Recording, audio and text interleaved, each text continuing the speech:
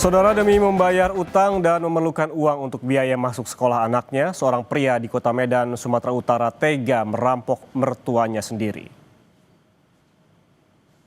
Peristiwa ini terjadi pada 11 Juli lalu, di mana korban yang hendak melaksanakan ibadah sholat subuh di rumahnya secara tiba-tiba dipukul dari belakang hingga terjatuh dan tak sadarkan diri.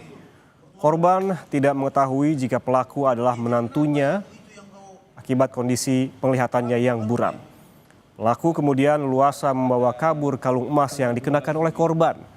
Namun seusai kejadian, polisi langsung dapat mengidentifikasi pelaku yang ternyata merupakan menantu korban. Pada polisi, pelaku mengaku jika dirinya terlilit utang dan terpaksa merampok mertuanya lantaran memerlukan uang untuk biaya masuk sekolah sang anak. Iya, jadi kenapa ibu itu yang kau rampok kalungnya? Pelaku setelah didapatkan informasi di mana pelaku adalah merupakan anak mantu. Jadi kebetulan modusnya adalah kepepet karena salah satunya untuk membayar utang juga dan sisanya digunakan untuk kepentingan pribadi.